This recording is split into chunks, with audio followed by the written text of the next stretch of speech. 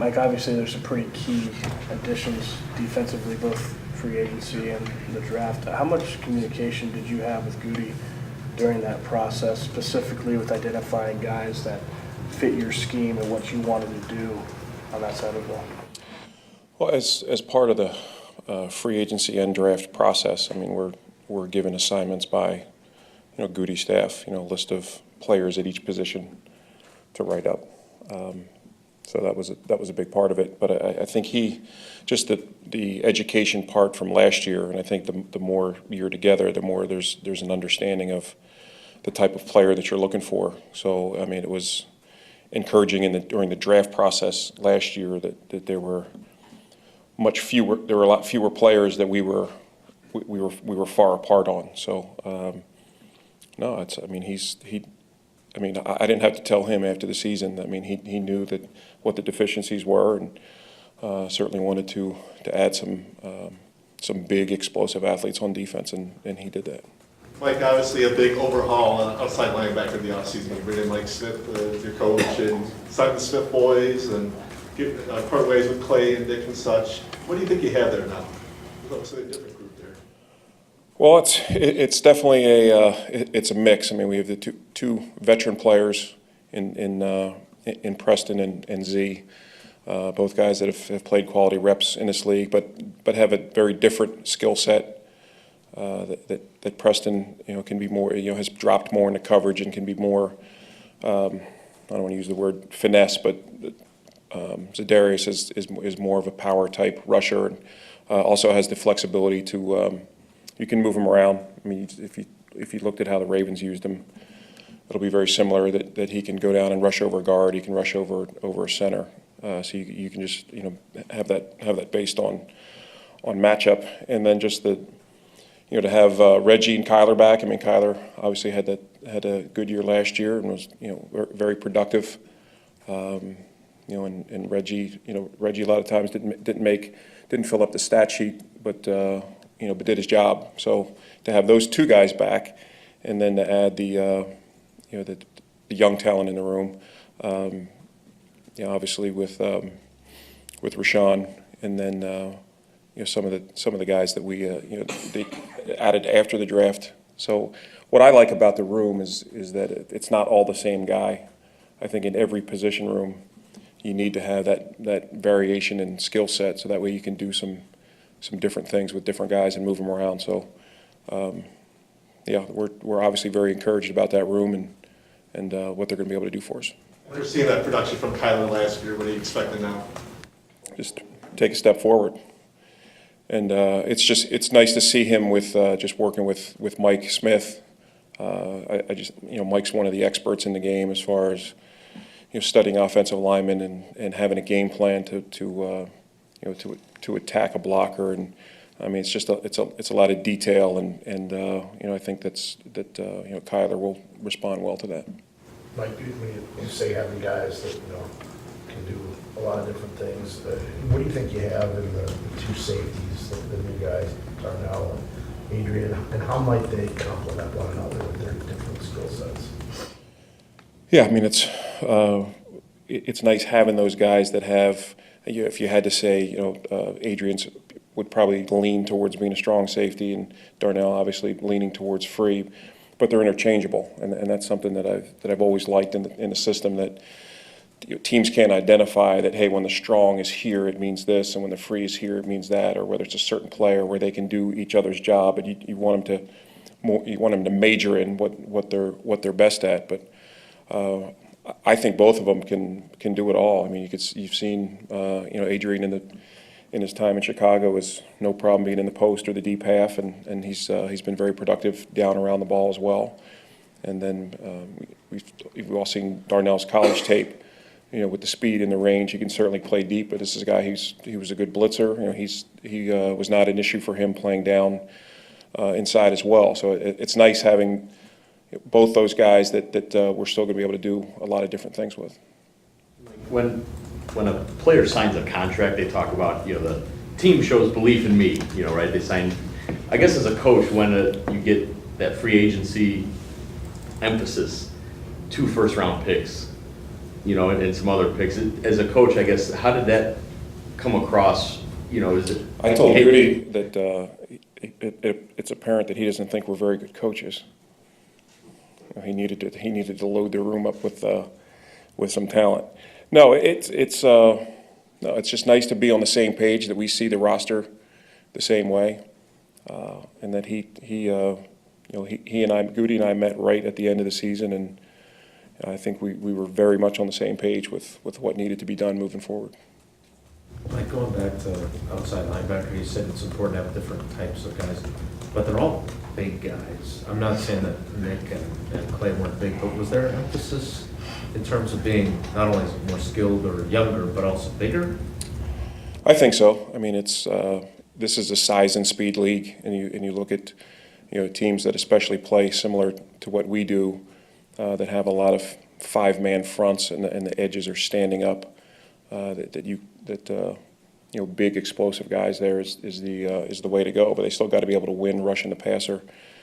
But no, I'm used to having guys like that. If you look at other places that I've been, but there's still, Rashawn is a big guy, but his movement skill set is different from Za'Darius and from the other guys in the room. So it's just nice having different body types, but it is leaning towards bigger. Given that there are so many new additions, does this feel like year two with your system, or because there are so many new guys, is there a little bit of a year one feel? A little bit. I mean, there's four new coaches on the staff, and as you mentioned, the new addition. So what we were able to do in the off season is really go back and study last year, and then kind of sit back and take the 30,000-foot view of the league and get a sense for what are teams doing well, what are they not doing well, and we really tightened down and I think cleaned up a lot of the stuff that we did last year. Took some things out and we feel like we improved some other things. So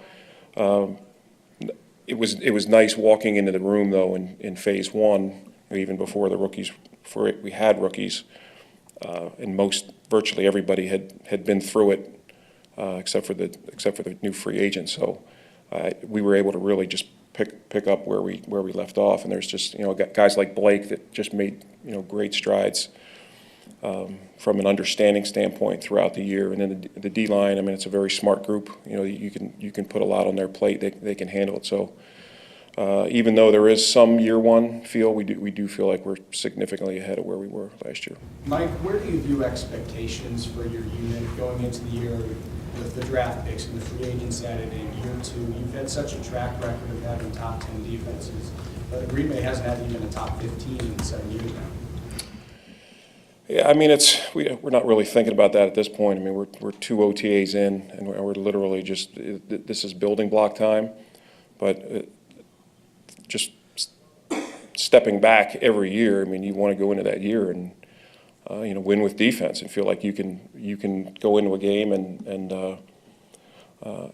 control the outcome. So I mean, we're going to strive towards that. I mean, and that's got to be our identity. I mean, fast and physical, and we want guys that know what they're doing so they can play fast and go out and execute and do their jobs. But we've always taken on the mindset that we're not going to depend on the other side of the ball to be successful, and hopefully we can take some huge strides forward and become that type of defense.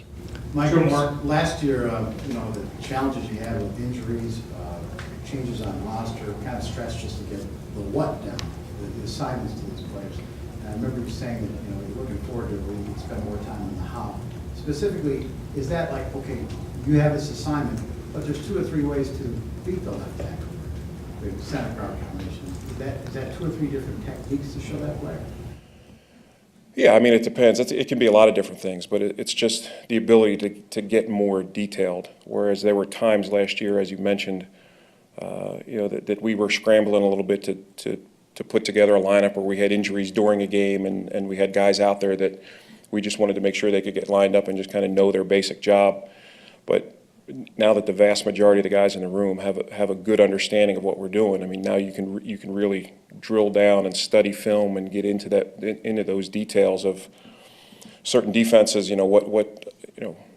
what things hurt this defense and you know, where does it give us an advantage? Just a better understanding.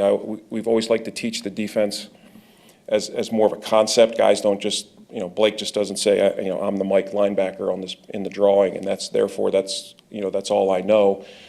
We put it in so that they all learn it, so we can roll those jobs later on, and that way it's easy for us, but it's harder for an offense from an identification standpoint. But it gives us the appearance of being multiple. So I just think the more guys are around it, the more they understand the concept, and we can do more of that as far as moving guys around. Is your job different, or do you have to adjust going from working for a guy like Mike, who was a 13-year head coach, to Matt, who's, you know, obviously going through all this for the first time? No, Matt's been great. I mean, it's you know, full of energy, smart, very detailed, very organized, and as I said before, having gone through it and just some of the things he's going through, I laugh knowing and I've been able to tell him, like, yeah, I've, you know, been there, done that, and a lot of it is you know, my advice comes more from the frame of what not to do, but no, he's been you know, came in with a plan, and but he's also very receptive, and I think he's, you know, has relied on the coordinators for a lot of the planning stuff, and no, I think things are running pretty smooth. At inside linebacker, do you prefer to go with two inside linebackers, you know, two pure guys, or is the league just kind of trended to having a linebacker and a safety kind of in that spot? I mean, it's really both. It depends on who you're playing and what they're doing. I mean, if you look at New England's success last year, I think the league had really started to trend towards more of the spread offenses, and it was a lot more 3 wide receivers, and they started to kind of push back the other way, and it was a lot more 2-back runs, where, I mean, you have to have the ability defensively to defend all of it. So, you know, ultimately to defend the pass, I mean, if you can get the best of both worlds and have your second backer either be a safety or have some safety in his background, I think that's ideal. But there are still going to be times in this league where you're going to have to line up and defend the ISO and defend the 2-back power, where you're going to have some guys that are more natural inside linebackers.